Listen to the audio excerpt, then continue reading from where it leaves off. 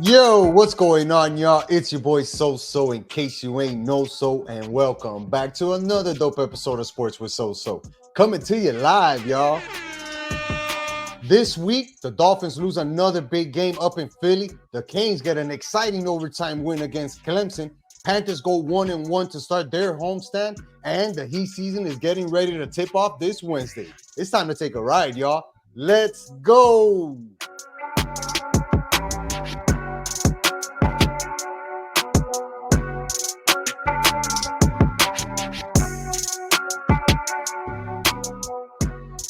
Yes, sir. Yes, sir. We are back. What We're up, my back. boy? It's good to see you. So it's good to see everybody. It's good to see everybody. I heard the episode last week. It was great. I'm not gonna lie. It was a quickie. You know what Bro, I'm saying?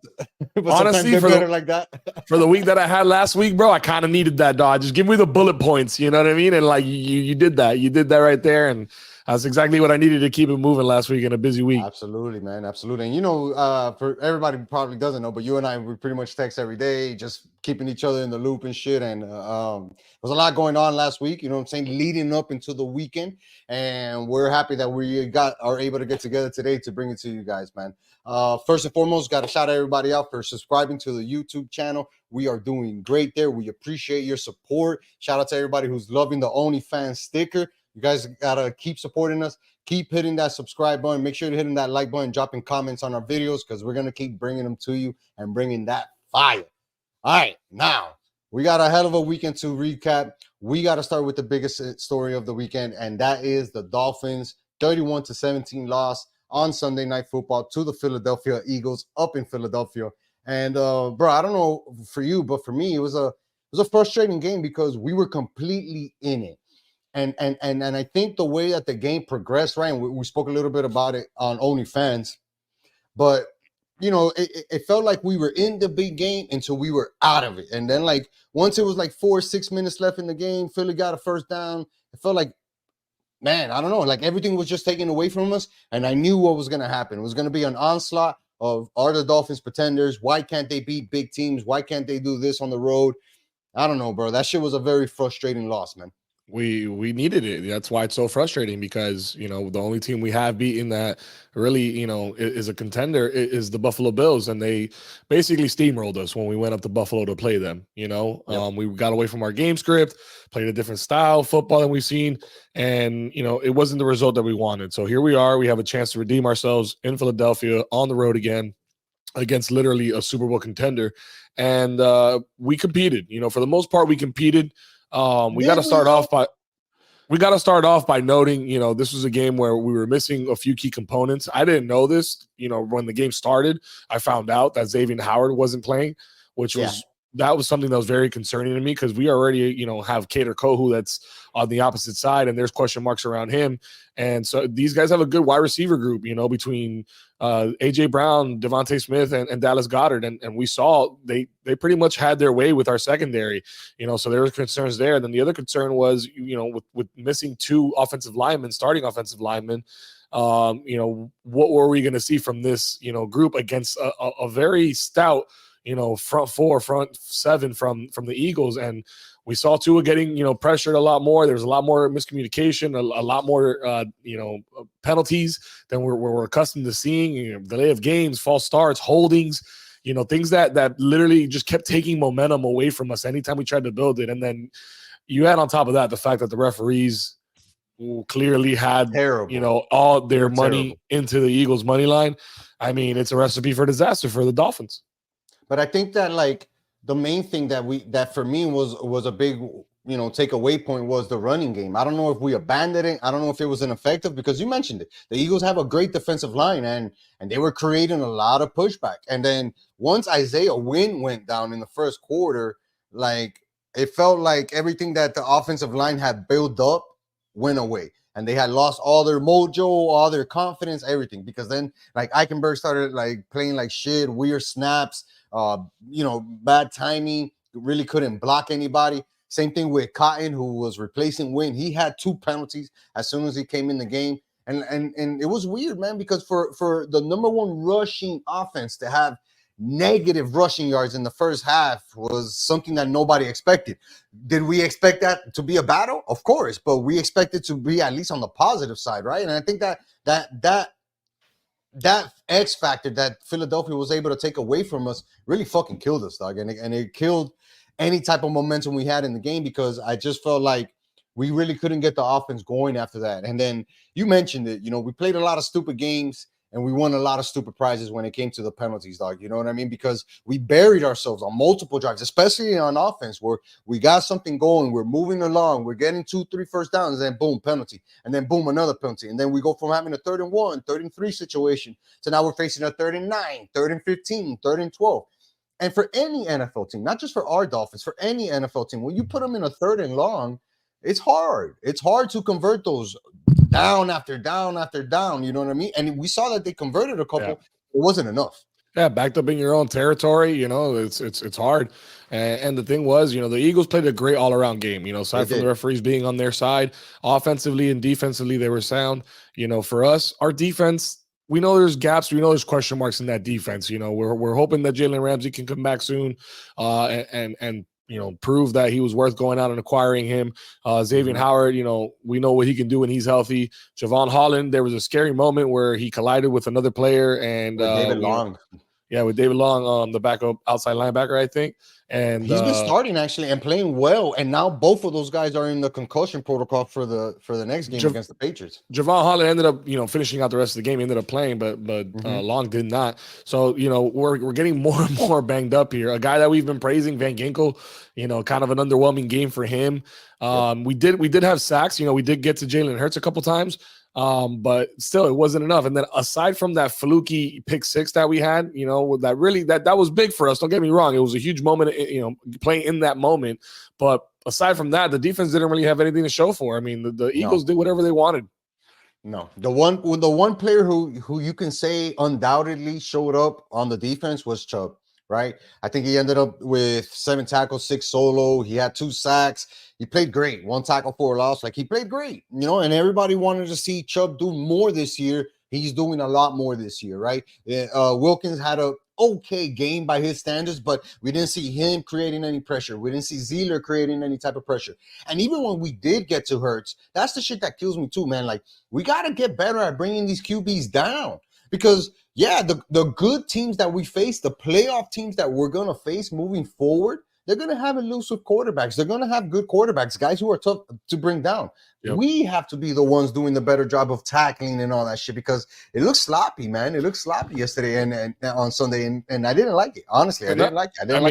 There's not a lot to like there.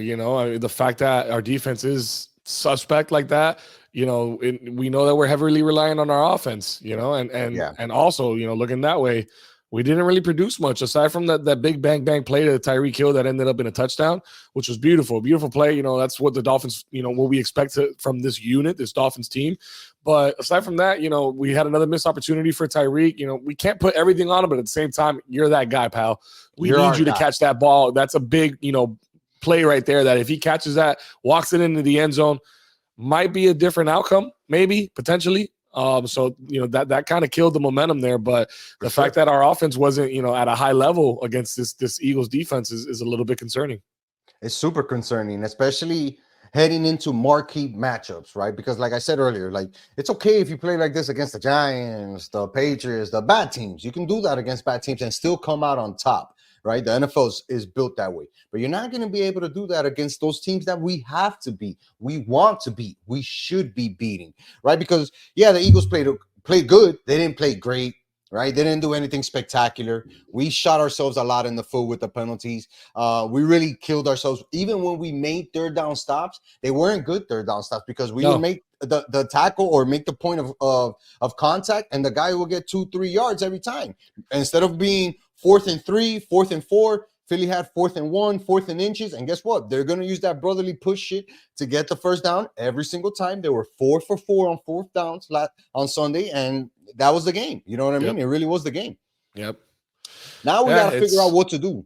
No, we got to bounce. We got to figure shit out defensively. We got to figure out that O-line. Those are the 2 biggest question marks right now. And it's concerning because of the fact that, the Eagles have one loss on their record this year. You know who they lost to, so? Who they lose to, brother? They lost to the New York Jets. Yeah. Our division in a rival. tough game. In a tough game. The Buffalo Bills, who are our other lost this weekend. Do you want to know who they lost to? In a last-minute walk-off touchdown? Our other division rival, the Patriots. And we so didn't how take is advantage. it? How is it that these lesser AFC teams are competing with the Bills, our big brother, and we can't? And with the Eagles, they can beat the Eagles, and we can't. We got to take a real hard look in the mirror, this Dolphins team, and figure out, what we really are. I agree, and I think that it has to start with the turnovers, right? Like, we can't give up stupid turnovers. That Tua interception really killed us, killed a lot of momentum that we had. There was that other red zone possession that we had where we didn't even gain a positive yard, 7 plays, -1 yard, and we kicked a field goal while we had the ball inside their 25 or something like that, and we couldn't score. Like, those are the things that I expect this team to be able to execute regardless of the opponent. I don't need you to win the game every single time, but you got to be able to execute, especially when it comes to those times where you got to make the opponent pay. Philadelphia had that bad thing. We got the ball, picked up on the fumble. Great job by Chubb. Great job by Wilkins getting on the ball. But guess what? It turned into nothing. And those are the things that when we play Buffalo to get in the playoffs, play a Baltimore team, play a Chiefs team, you know what I mean? Like, we got to get those balls. We got to win those battles. Moving forward, I don't know how that's going to can get better against better opponents. I can see us bouncing back against the Patriots, who we face on Sunday at 1 p.m. at home to sweep the series. I can see us bouncing back, of course, right? But the following week against the Chiefs out in Germany is going to be tough. It's going to be tough because this is going to be another primetime game, right? Because it's out in Germany. Another primetime game, all eyes on you against a Super Bowl contending team. Are you going to be able to step up and play mistake-free football? Don't win the game. For you. You know what I mean? But play mistake-free football. Fun fact for you, Dolphins have the hardest remaining schedule in the NFL. They always say that shit until another team loses 3 games in a row or somebody gets hurt. As it stands right now, as things stand right now, and that and seeing that our 2 losses are 2 of the top tier. So what we're seeing so far is that the Dolphins could beat the bottom 2/3 of the league, but the top third of the league, the best 10, 12 teams. We don't know. We don't have that confidence. We don't have that under our belt to be like, yeah, we have that win. Yeah. And it's a problem. It's a problem because especially with what we know is at stake with this Dolphin season, right? Like, we've made a ton of moves. We're getting close to being really, really up against the salary cap, having to make some tough financial decisions, right? Like, there's a lot going on in the background of this franchise that's trying to get into the postseason to make some noise. How do you do that? You got to win some of these big games. You're not going to win every big game, but you got to win some of these, or at least play better in them, right? Like, we played like complete dog shit against the Bills. We played a much better game against Philadelphia, but such a sloppy game. We didn't even give ourselves a chance. And first three quarters we did. We competed, I think, right, first 3. For sure. I agree. But like you know what I mean? Like, we got to do a better job of against better opponents. Flat out. That was the time. We're a good team. Time to prove it, and we didn't prove it. No. And kind of like I alluded to earlier, now we got the Patriots at home, 1:00 game. We're going to be able to sweep the season series against the Pats, even though they're coming off a big win, like you said, against Buffalo. I don't know, man. It's an important AFC East game. It's an important game. And yeah, we can look at the Patriots record, throw that shit out the window. You can look at their quarterback, throw that out the window. The division rival with a lot in the division at stake. It could be a trap game. No, it's not a trap game. I think it's betters beware. It could be. I just think that I don't even like using that word trap game because this is a real serious game for the Patriots, regardless of their record. It's a division opponent. We need this game. You know what I mean? Like, there's no doubt about it. In order for us to keep our AFC East, dominance where we're at right now, still being able to lead the AFC East, right? Like, we need to go out there and win this game. Like, there's no doubt about that. Like, we can't take the Patriots lightly at all, especially after getting such a big win against Buffalo. Now, granted, it was at home. Patriots suck on the road. They're 1-2. We're undefeated at home. But we're gonna have to play much better football in order to keep it rolling. We're gonna have to play much better football to keep it rolling, man. No doubt. But you know what we're gonna do after that game, right? We're gonna record OnlyFans. We're gonna talk about how the Dolphins kicked the shit out of the Patriots, and then what we're looking forward to against the Chiefs. We'll be on another level again. Yeah, right. Like this, just like any regular season for the Dolphins goal, man, for real. All right, now we got to move on to the next topic. A very exciting game, a very important win for the Miami Hurricanes. They got an overtime thriller win against Clemson Tigers, and bro, that shit couldn't have come at a better moment, man. Realistically, because they had those two bad losses back to back. You lose to Georgia Tech, you lose to North Carolina, and then now a tough Clemson team at home, 4-2, pretty much fighting for ACC survival, and they were able to hang in it. And more importantly, they were able to hang in it without Tyler Van Dyke, man. They got Emory Williams to step up and go out there and lead the Canes to a 28-20 victory in overtime. What? The kid looked good. I'm gonna tell you that right now. True freshman. He looked nervous at times, right? And they obviously protected him. Fourth quarter, he looked phenomenal. Yeah, he looked very comfortable already by that point. And even in the overtime, right? Like he executed the game plan perfectly. Know where the coverage was, making sure that he lines up the coverage or the blocking scheme, getting in contact with the sideline to get the right play. Like all of those things he did very well. And of course, he's going to be a little bit nervous, right? You're making your first collegiate start against a tough opponent at night. On the road. With prime time on the road. It was at home, but like still. Oh, yeah, it was at home. It was a nighttime, like an ACC big-time matchup. And they got the victory. You know what I mean? He did his best to stay composed, and for a redshirt freshman, like you said, that's all you can ask. You're like, don't come in here and try to be the hero. Just come in here, do your job, and do whatever you can to help us win the game. And the kid did that. He had a very nice touchdown pass to George, and he also made an even better throw to Colby Young, who's continuing to put up good numbers and come up with big catches this year. Andy, our dog Andy, wow, he really stepped up. That kid is automatic.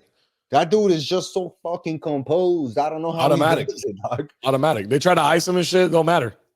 It doesn't matter, dog. And not funny, but like it's crazy how when we spoke to him, he was like, "Bro, I want to go perfect this season," and he has all these plans laid out for him, and he's on his way. 12 of 13 so far on field goals, including a 50-yarder. He's only missed one extra point, which was I think a weird block because the lineman fell down when the snap was taking place. But other than that, Andy has been automatic for us. And the Canes needed him, bro, because sometimes you need clutch field goals and sometimes you need clutch kicks. And he's coming through for this Hurricanes team, man. And obviously, since he's a friend of the show, we're super excited about that. Oh, yeah, man. No, it's good to see him do his thing out there.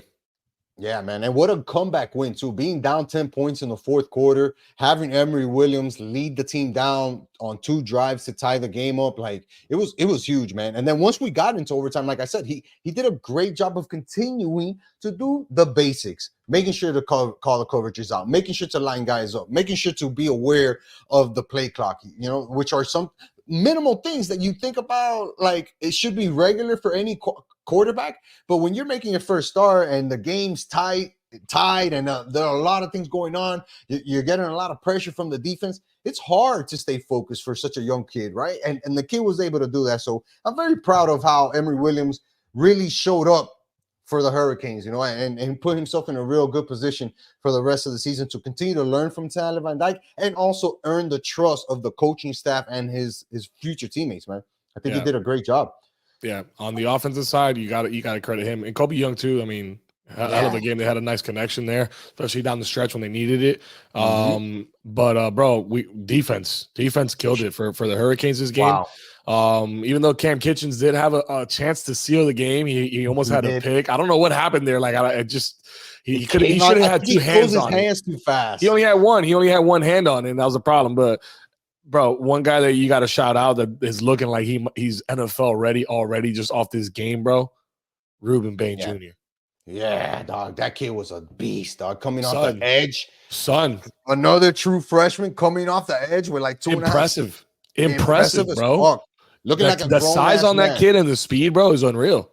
looking like a grown-ass man. Now, you would have never thought that kid was a freshman. The way that he Baba was like really putting pressure on every single push. I mean, looked maybe he really didn't get good. the sack, but he was pushing his guy back every single No, time. And and I'm excited. even all the way through overtime, bro. His motor was Yes. on 1,000. He does not let up. That kid has a No. motor like crazy.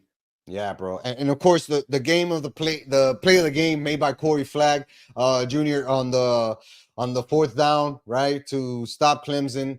And yeah, that was actually a broken play because Clemson QB Klubnik, he went to hand it off and he couldn't really get the handoff to the running back, so he kind of spun around the other direction, hoping that everybody would follow the play or the running back. And there's Flagg Jr., bro. Corey was there, chased him down, and really stayed poised, right? Because they could have gotten the first down. They didn't necessarily need the touchdown, but they couldn't gotten the first down. And he really stayed poised, stayed in his stance, and made a great tackle, open field tackle. I think that was his fifth of the game. His second tackle for a loss in the game. Like, this dude really played well, and the Dolphins defense, the Hurricanes defense is really starting to gel. And I didn't think that I was gonna. But I didn't think that I was going to be able to say that this year because they have so many young parts and moving pieces. But slowly but surely, this defense is putting it together, and they're starting to make an impact on, or their imprint felt on this team, which is what we need, man. Because even though Tyler Van Dyke is coming back against the Virginia Cavaliers next week, who are 2-5, we're going to need the defense to step up because they're going to be coming down here with a lot of momentum. They just got a huge upset victory over North Carolina. In North Carolina, 31-27, which makes it a little bit worse for a Hurricanes fan to be like, bro, we couldn't compete with those guys, bro. Virginia did. Virginia upset them. Think about it, Joel. We gave away the game against Georgia Tech, and we really shit the bed against North Carolina. We probably would have had those 2 victories had things turned down for the Hurricanes. And now we're looking at an undefeated season, as opposed to having 5 wins and 2 losses. Like, one of them's on crystal ball, right? Absolutely. One of them is solely on crystal ball. Absolutely, right? The other one, though, yeah, the defense, we didn't show up. So let's say we're 6-1, we're still in it in the ACC race. You know what I mean? And like, we still be ranked, we still be moving up the rankings and just looking like a positive thing. But I am glad that we were able to bounce back and get this victory in the form that we did, right? Yeah, absolutely. We hung in the game, we battled, we made it all the way through the end, tied the game up, stayed composed in overtime, did our thing, and walked away with a great home victory, man. Now they got to continue playing in the ACC. The ACC schedule doesn't get any easier. Yeah, Virginia is 2-5, like I mentioned, but guess what? They can beat anybody, and they can beat people on the road after beating a North Carolina team that we struggled against. So I'm sure they're going to be feeling confident coming into our house. But the Canes have to really protect the 305 and really, stand on their defense. Maybe the offense won't be as explosive, right? Because TVD is still coming back from that injury. Maybe he doesn't have that leg strength, right, to really dig into the ground and plant and throw. But the running game should be automatic. Paris Jr., we saw AJ Allen get a couple of carries and make the most of it. He had the touchdown to give the Hurricanes the lead in the second overtime. So there's enough talent on offense, especially in the running game, to make it a little bit easier. But we're going to have to dominate Virginia. And we're going to have to do that by keeping Virginia away from the ball. Don't give this team opportunities to beat you. That means no penalties, no stupid turnovers, play clean football, and the Hurricanes should walk away with a comfortable victory. Hopefully, man. Let's see, bro. They got to be ready. You got to be ready for a potential upset. Virginia's coming in with a lot of heat, and we got to be ready. Let's jump on over to the Panthers. They hung their Eastern Conference championship banner, and game after that, they went ahead and lost 5-3 to the Canucks. And that game sucked too, dog, because they were tied in the third period, and then they gave up 2 late goals to lose 5-3, and it's a tough loss, right? Because especially after being up or getting the lead in the second period, but you also have to remember that the Panthers are playing with 2 major defensive players being out. That's Montour, who's out right now, and we also have Brandon Montour and Aaron Ekblad. Both of those guys are missing. No dates of return right now. And the Panthers are going to have to learn how to win games without those guys. And maybe that just means that we become a little bit more offensive minded. But we've seen that this Panthers team can really turn up the heat when it comes to scoring goals, right? Because we had, I think, 3 guys last year with over 18 goals. We had 1 guy with over 35 goals. So there's no drop off as far as potential when it comes to offense. They're just going to have to continue to do it game in, game out. They won't be able to win games 3-1, 3-0 like they were doing last year. They're going to have to be in a couple of shootouts for the first couple of months. That means that we need Matthew Tkachuk to step it up. Yes, sir. Or we're going to need even more so than what he already stepped up last year, Yeah. Just keep fucking doing it. But we also got some new faces and stuff too, right? I think we got some guys that were missing from last year's team and stuff. I haven't really even looked at the roster, but they added some pieces, but that was more towards the secondary line, right? Guys that could come in, give our starters a break, give Reinhardt a break, give Tkachuk a break, while not having such a significant drop-off in the talent or the scoring ability, right? Because that's what the Panthers are really geared towards this year. They're not going to be so much a defensive team as opposed to an offensive juggernaut. So they look to add players who can add to scoring, and I think that's what we have. But one guy who's keeping up the tally from last year is Sam Reinhart. We saw him have an excellent 2023 campaign last year for the Panthers, and he picked up exactly where he left off. He's leading the team right now in points with 8 and also goals with 6 goals, 2 assists. And 2 of those goals were power play goals, right? Something that we know that the Panthers can't struggle with.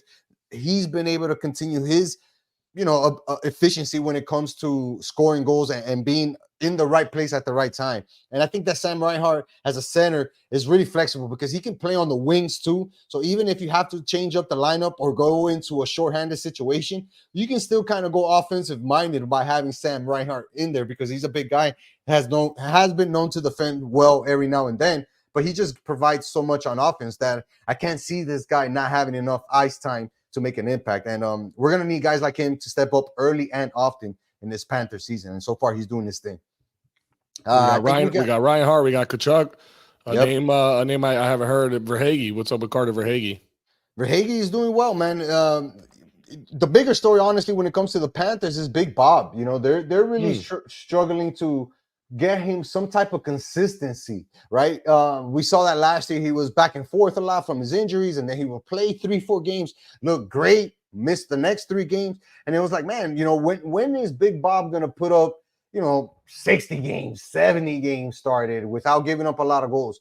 I'm still waiting to see if he's going to be able to claim that number 1 spot, or is Spencer Knight going to make some type of miraculous comeback to really lead the defensive effort here? Because one thing about this team is we know that they're not going to be as good as they were in previous years as far as defense. So Big Bob is really going to have to step up and get a lot of wins. So far, he has 3 losses this year. He's given up, 15 goals, 17 goals. Like, it's not good.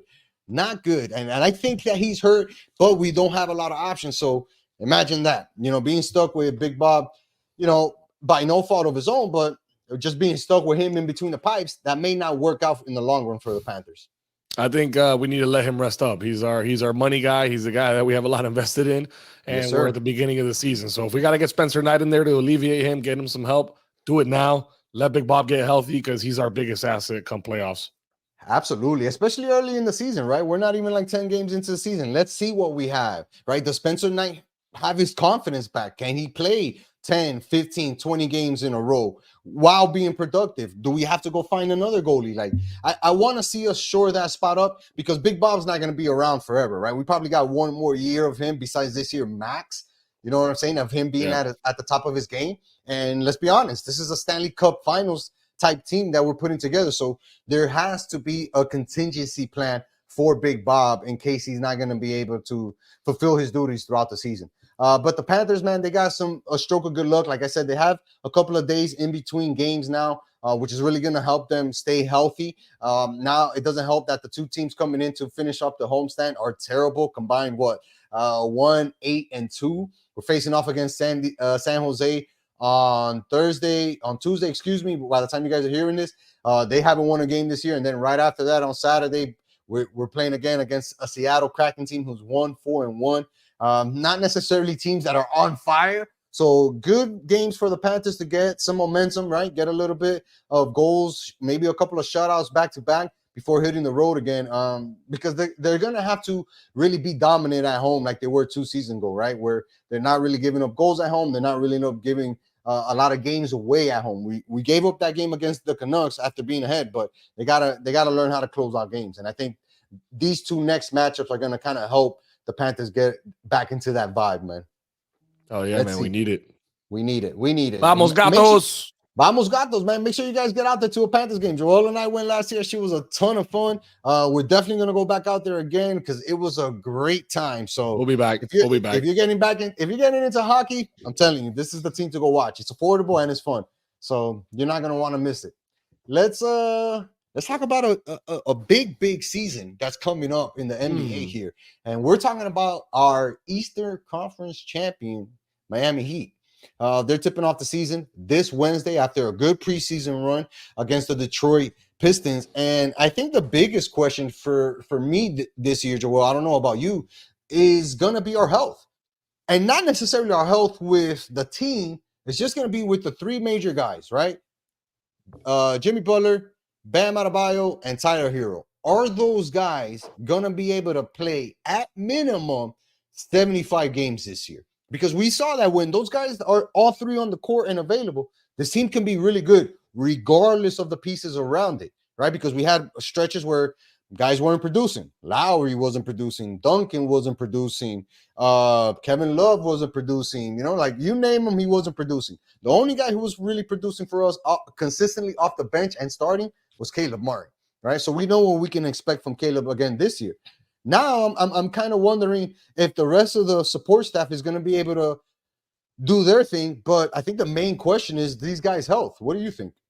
I think there's a lot of questions with this Heat team right now. I think there's a lot. At least for me, dog. At least for me. I mean, I really don't know what to expect, man. I mean, I know, what we were able to do with the unit that we had last year.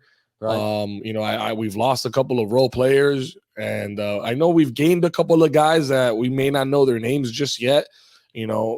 I think our season may be dependent on whether or not those guys can make a name for themselves, at least as a role player, because that's what the Heat need. That's what the Heat have always had is, significant role players, if that even makes sense. I know it's kind of like an oxymoron, but that's what we need, So is the rookie, Harquez, is he going to make a name for himself this year? Is Thomas Bryant, is he gonna do some big stuff this year for us?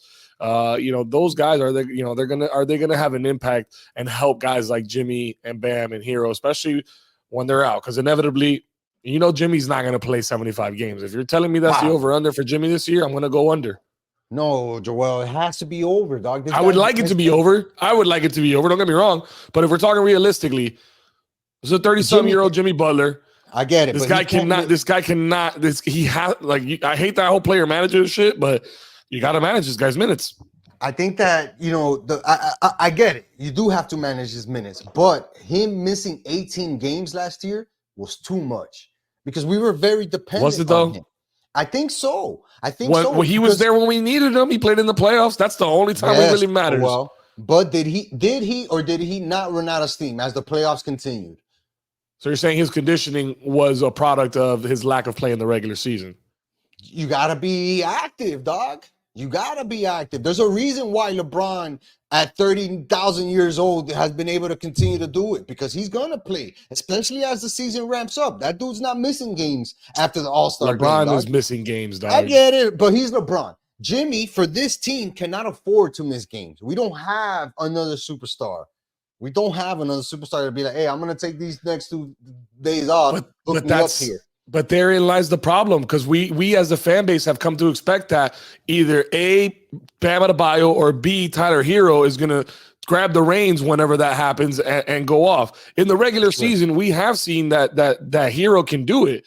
Don't get me wrong. We've seen he can do 6 man of the year. He can score. He can shoot. He can facilitate, whatever. But come time for the playoffs, that's where we needed him to step up. And guess what? He's absent, whether it's lack of play or injury. He's absent in the playoffs. That's 2 major injuries that he dealt with last year. One in the regular season, which caused him to miss 25 games. And then again, once he got into the playoffs, broke his hand. Can't do nothing. Biggest question mark on the Heat by far, I think.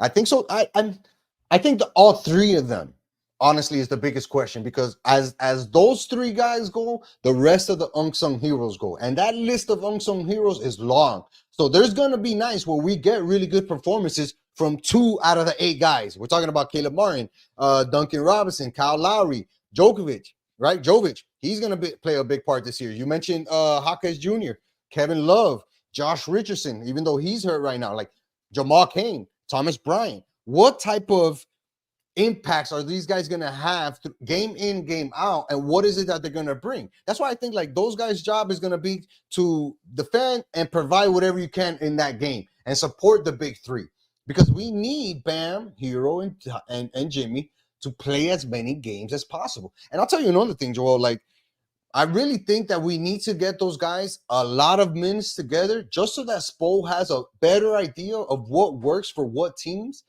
in the postseason. Milwaukee upgraded this year. Boston upgraded this year.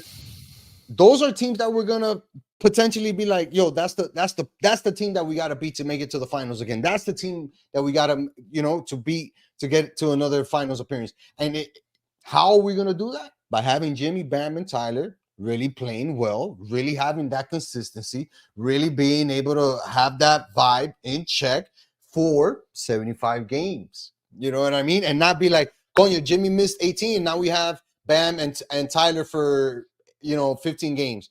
Oh, now Jimmy's back, but Bam's out for 10 games. Oh shit, Bam's back. Now Tyler's out for 15 games. We can't have that. We need those guys to be together as much as possible this season. Granted, we still got to take care of Jimmy and give him his minutes to rest, but those guys really need to see the floor together, because I think the goal really is to be a top 3, top 4 team in the East this year. That's the only way that I can really see ourselves giving us a shot, not beyond the first round, right? And even into the second round to have a more favorable matchup. I think that's the game plan right there. It's hard to say that this Heat team, pretty much the same team from last year, can't make it to the playoffs or repeat, right? Yeah. But with what you just mentioned, the upgrades in the Eastern Conference to the Milwaukee Bucks and to the Boston Celtics, do you foresee the Heat potentially making a move this season?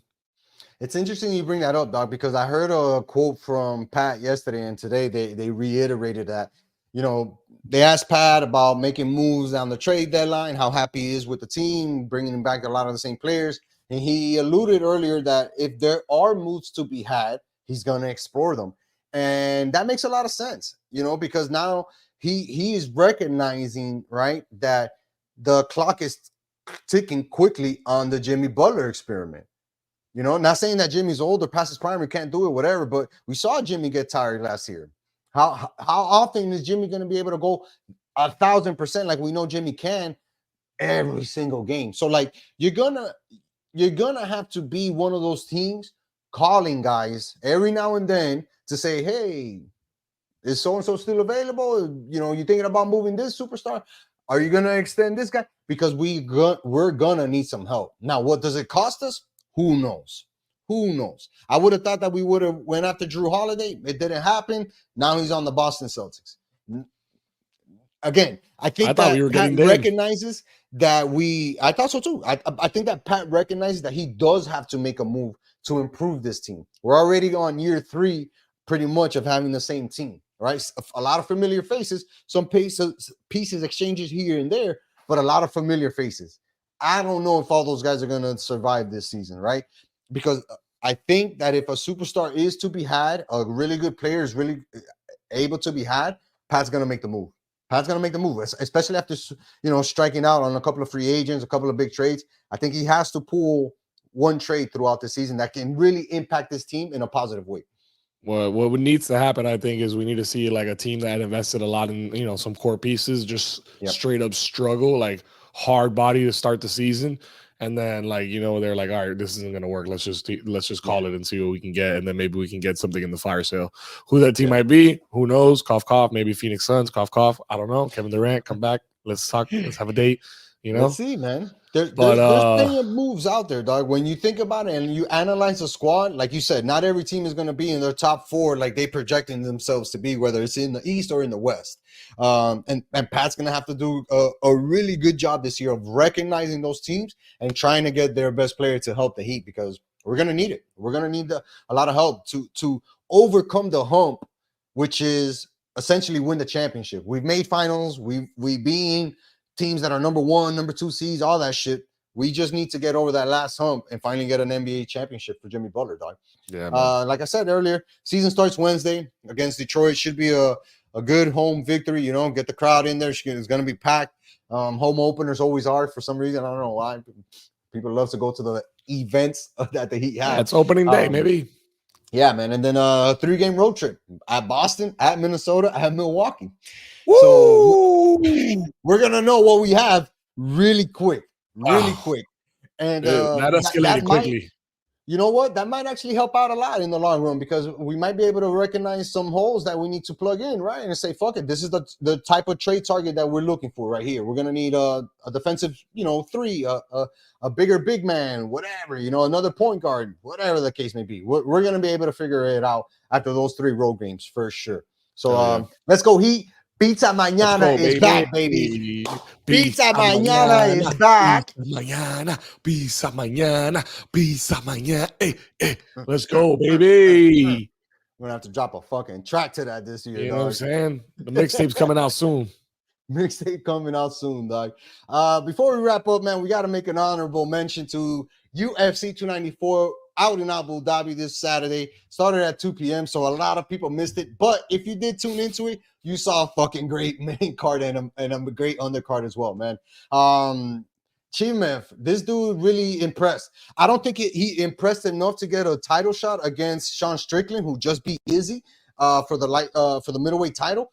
But he did enough to beat Usman. And you got to give a lot of credit to Kamaru Usman, dog. This dude stepped in, a week's notice, dropped at least 15, 20 pounds of weight to make the weight cut, and then make the scale, fly out to Saudi Arabia. Not an easy flight for anybody. And he showed up, and he looked good. I think had it been a 5-round fight, Usman probably would have been able to get the edge because he was starting to defend a lot of Chimez's takedowns and really able to show his better wrestling skills. Just didn't have enough rounds, you know what I mean?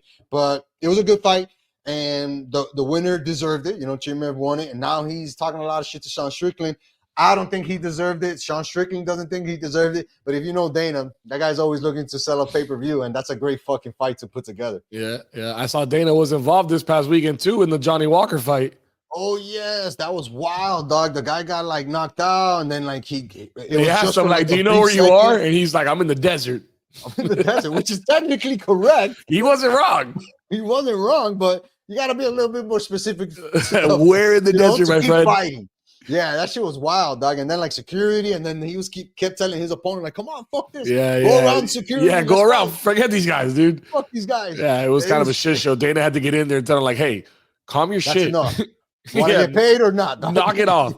What was I going to say? Usman was a great card. Usman wasn't the only fighter that stepped up short notice like that. Yeah, he was. Alexander Volkanovski also stepped up to face Makhachev. In short notice. He actually had the worst of the weight cut because he had to drop 25 pounds in order to make the cut. So risky, bro. To do that short. I get it. You're a dog. You're trying to, if it wins, it goes in your favor. It's how great, but so risky, especially against the opponents these guys were facing this week. These guys are from Dagestan. I mean, anybody from that area of the world, bro, they're dogs. Literally in the name, Dagestan. Not only that, Joel, but losing weight cut, and we've talked to Jesse about it. I've talked to numerous guys in the bare knuckle fighting game and in the MMA game.